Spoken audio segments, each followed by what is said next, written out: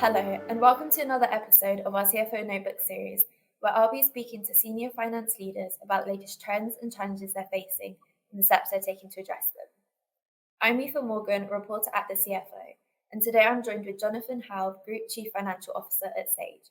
In this episode, we'll be taking a deep dive into Sage's large-scale transformation project, looking at the group's journey in pivoting its business model and how the finance function has supported it all.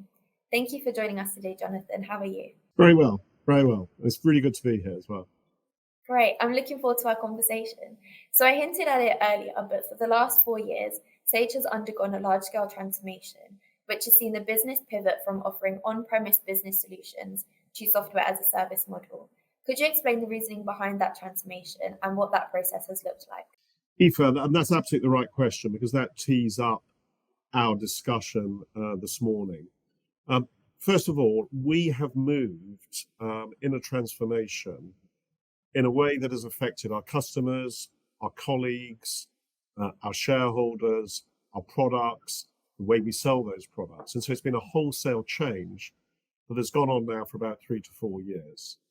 I think the important thing to understand is we've moved from an environment where our customers bought a perpetual license or a license to use our software for an extended period of time, but ran that themselves on their own premises, in their own local servers, to an environment where we're selling our software in the cloud, either cloud-native products or cloud-connected products, which are hosted in the Azure or AWS environment. That's a very, very big change for any organization to make. And as a result of that, we've moved our business to SaaS, as we call it, software as a service. Our customers take a subscription arrangement, which is a monthly or a quarterly or an annual arrangement, which gives them the ability to draw down the services that they need, whilst at the same time gives us as the provider some certainty and some visibility over those future earnings. And that has been a very, very significant transformation. And if we go back 3 to 4 years ago, we probably had about 35% or so, or under 35% of our revenue came from subscription arrangements. We've now moved that up to 75%. Similarly, we now have over 90% of our revenue is recurring revenue. And that is a very significant change from an environment where we were just selling individual licenses to customers to run that software themselves. And importantly, we've had to do this as fast as we can, but bringing all of those stakeholders with us during that journey. So I was reading that as part of that, you pulled back in the number of territories Sage operates in, reduced margins by 9 percentage points, which saw a 30% reduction in earnings. This is quite a bold move for a public company. So I'm interested to know, what type of relationship have you had and continue to have with shareholders? And that's it's a really important part of any transformation for a publicly listed company. We're a FTSE 100 company. We have very important shareholders, institutional shareholders and private shareholders, both in Europe and also North America. And the first thing to say about that is that we've been very clear and very straightforward and as transparent as we possibly can, and given a balanced and sensible commentary over the last 3 to 4 years. And I think that started at the end of FY18, at our results announcement then, when we set out this roadmap. We said that we were going to move from licenses to cloud native and cloud connected services, Sage Business Cloud, as we call it. We also said that we were going to invest more money in the business. We had a technical debt and a marketing debt through running without enough investment in previous years. And we said, therefore, the margin would come down. We said that we would embark on a disposal program. And as a result of that, there was an expectation that revenue and profit and earnings would be reduced during that period. However, we're also very clear that during this period, we would be building this subscription base, this new product set, and we would move to an environment where we have high quality subscription, recurring revenue, growing at high single digits, which is a very, very well valued and well respected revenue stream in the software industry. And so we set out that plan and that was in about November 18. In April 19, we took the unusual step, putting out an announcement to the market and our shareholders, which said, these are the metrics that we will use, and that is what we're going to use to measure ourselves internally and with our board, but also market, shareholders, and sell-side analysts. This is what we will provide you with over the next 3 to 4 years. And that's exactly what we've done. We've made very, very good progress. And so if you just look at our Q3 results that we've just recently announced, we've now got recurring revenue, which is primarily subscription-based, at 8 to 9% growth at Q3 of this current financial year. We've also said that we've completed the disposal program. We've also ceased the period of additional investment, and our margin is going to increase. And we're now, as I said earlier on, running at about 90% or more of our revenue is recurring revenue. And that's been a significant turnaround and is really proof points that the investment, this period of transition, the period of additional investment and lower margin, is now beginning to demonstrate a proper SaaS business with expanding margins and a consistent revenue base that is growing at high single digits or low double digits. So that's gone very well. Throughout the time, we've had regular meetings, as you can imagine, with our investors and with the sell side. For periods of time, particularly in the US, we increased the number of meetings we would normally have to make sure that there was a consistent and continuous dialogue with us so they could understand every step that we were making. Mm-hmm. That's really interesting. And I guess looking more closely at the finance department, what changes have you made to the finance function to support the business transformation? Absolutely critical. Absolutely critical. This, as I've described, is not running a business as usual. This is not straightforward. There is so many components of processes, people, product, go-to-market that are all being changed at once.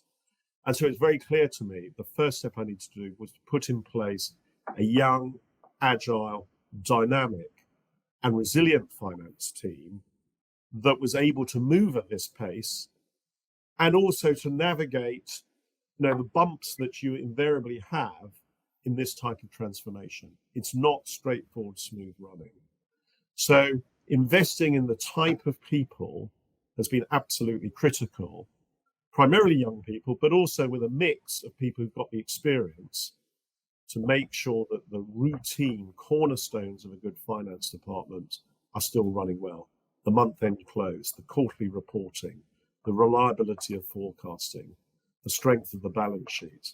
So whilst you are transforming and modernizing and moving the finance function forward, it's important that you don't forget those fundamental cornerstones of any good finance function that has always been the case. I think the other thing around finance is, we have a lot of accountants in finance departments, but more and more so, and this is particularly true of us, we need data experts, data analysts. And for us, we need to develop a whole global suite of metrics by territory, by segment, by individual products, of what we would call SaaS metrics. The amount of the amount of additional revenue we get from new customer acquisition or from migrations to new products, cross-sell or upsell, pricing, or indeed the amount of revenue that we lose through loss of customers during the year. All of those metrics require deep analytical skills. The other thing we need to do is invest in automation. Everybody's doing this, but it's probably more acute in the situation of a transformation, because we need to automate as many processes as we possibly can, in not only in financial operations, it's in management reporting, and in some of these data analytics. So we free people up to partner with the business and also to advise the business leaders on how best to develop and change their business. And so I think those were the main areas of change that we had to make in the finance department. And we've done that very successfully.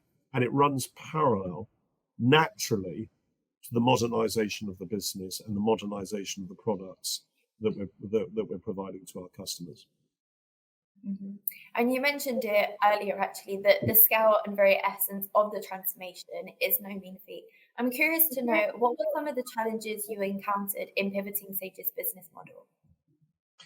I think it's bringing your stakeholders with you, and we've got numerous stakeholders, but I'll mention three. First of all, shareholders. They are the people who I as a finance director have a duty to deliver value to, and a long-term sensible strategy that will deliver. So I've already described, the investment in time and effort and communication that we put in place to the shareholder base. The customer base is equally as important, and there they were using Sage products that they were used to and they were happy with. But we had to demonstrate to them that the cloud native and cloud connected environment gave them the whole set of capabilities and services and modules which would enable them to run their business in a more efficient way, in a more resilient way, being hosted in the cloud, and also would enable them to drive meaningful changes and cost reduction in their back office services. And so we had to encourage them to make this migration, to make this change. We weren't going to do a forced migration and require people to move quickly or rapidly or arbitrarily onto products that they weren't necessarily asking for. And so that's why we've taken 3 to 4 years to demonstrate to our customer base the additional services, the additional modules, the automation of cash payments, the automation of bank feeds, the automation of HR and payroll services in the cloud. All of that is taking us time to demonstrate the savings and the efficiencies that our customers can derive from that. And now we're in a situation that after 4 years or so, we are now beginning to sort of end of life some of the existing product set, and we think that's only right to do. And then lastly, our colleagues. The way that the way and the location in which the engineering is done for our products has changed. The way we go to market and sell those products has changed. And in finance, I've said, we needed a different type of person. So really helping our colleagues, and our skill sets develop and change and become part of the new business going forward has required us very significant investment. So those have been, as you would imagine, I think for any business, but again, it's probably more acute. Those are the areas where we've had to invest time and effort to make sure those critical stakeholders come with us. Mm-hmm. And before you stepped into the group CFO position at Sage, you sat on the board as a non-executive. How do you think that perspective has benefited you in your role? Yes, Aoife, it's a really good question. And I've been asked that a good number of times in the last 4 years. There are some clear benefits. And the most important thing is speed to action. I'd been on the board for 6 years previously as an NED. And the first thing it does, it gives you an immediate and deep insight on day one of the strategy of the business, the operations, the opportunities, the challenges, and the competitive landscape. And so, in the best will in the world, if I'd come in, as a new executive with no connection to Sage previously, that takes time to develop that depth of understanding around the strategic priorities of the business. The second thing, which is probably the biggest advantage that I noticed, was within finance itself. I was able on day one to have a list of actions and changes and areas for development in the finance function that really set my agenda for the best part of 2 years and filled the agenda of the finance team for that extended period. In the best will in the world, if I had come in from outside, that would have taken 6, 9, or even some aspects of that 12 months to develop that understanding and knowledge of the organization and how the finance function is operating and therefore the changes that one would need to make. And I think that was absolutely critical. And then lastly, as a non-executive director, your role and your position is to be one step removed from the organization, or indeed 2 steps removed, and look in a strategic and objective way. And that is very useful as an executive. And I think good executives, develop the capability to do that over time. But I was able to, again, have that additional perspective from the day that I started as an executive, which I think was very useful. So all in all, I think it is a big advantage, but not necessarily a usual route for somebody going into a CFO role. Mm-hmm. That's a great position to be in, and clearly you were able to hit the ground running when you joined. Taking from your experience over the last 4 years, what is the number one piece of advice you would give to other finance leaders in leading a large-scale transformation project? For me, it's the people. And if you then focus it down on finance, that to do this across multiple geographies, a very significant product set, requires people in finance to have real agility, resilience, expertise, and deep learning capabilities. And so for me, it's having those right skill sets and good leaders in your finance function, which then enables somebody such as myself to step up and step back and be a truly strategic CFO, partnering with the business, helping manage the agenda with this important set of stakeholders that we've got, rather than being caught trying to sort of modernize a finance function. That's been done by a young team of leaders. So it's the people. Mm-hmm. Amazing. Well, that's all we have time for, but thank you very much, Jonathan, for your time and for sharing your insight with us on what it was like leading the group through a large-scale transformation project. I'm sure our audience has appreciated hearing about your experience. Thank you very much indeed, Aoife. It's been a pleasure. Thank you.